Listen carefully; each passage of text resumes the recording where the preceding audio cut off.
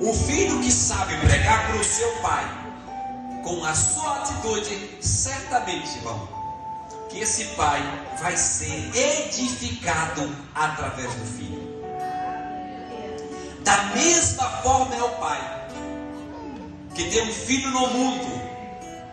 Eu posso falar isso, irmão, porque a minha mãe e o meu pai, eles não eram de brigar com a gente, eles eram de dar conselho, de falar firme, mas eles não eram aquelas pessoas de toda dia gritar, brigar. Eles não eram assim, só que eles eram de oração.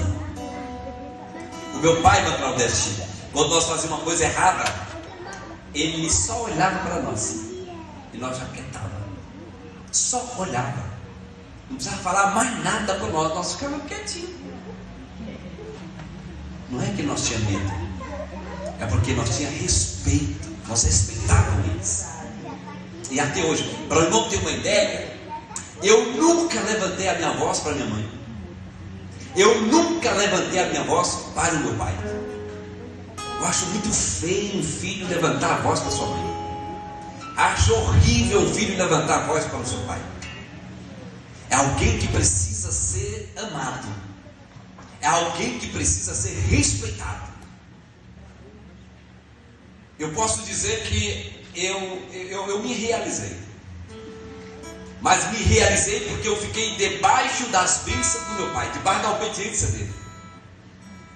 Quando eu saí para o mundo e dei uma voltinha no mundo, quando eu voltava para a cidade de Pirapora, quando eu via minha mãe e meu pai, eu tinha a impressão que eles sabiam tudo de mim, eu ficava todo envergonhado.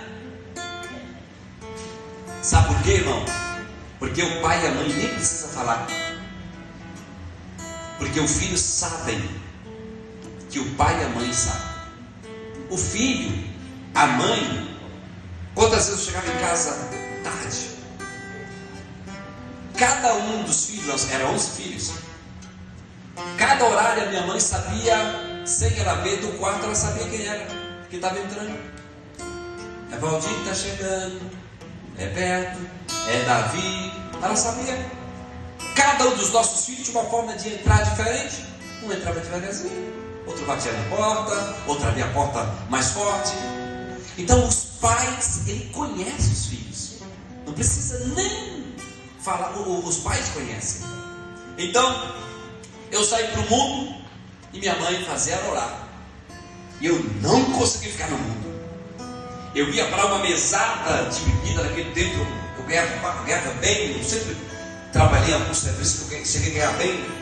Naquele tempo eu chegava a gastar muito dinheiro, assim, tipo R$1.000 assim, numa mesada. E aí eu sentava naquela mesada, lá me batia uma tristeza, mesmo tendo ali muitos amigos, mas uma tristeza. Eu chegava em casa, eu ficava chorando, sem entender, meu Deus, porque eu não consigo ser feliz.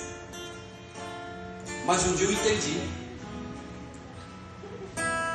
eu nunca ia conseguir ser feliz no mundo, porque minha mãe orava, meus pais oravam para que eu não vinha ser feliz.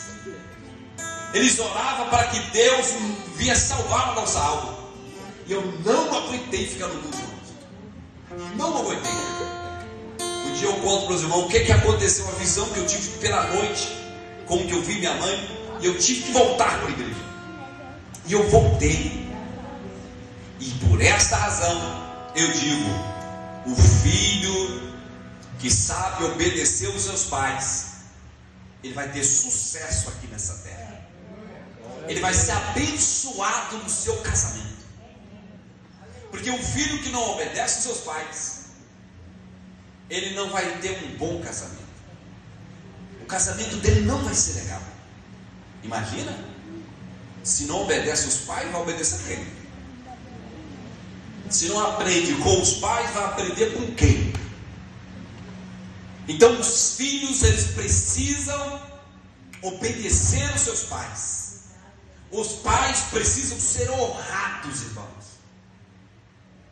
Os pais precisam ser honrados.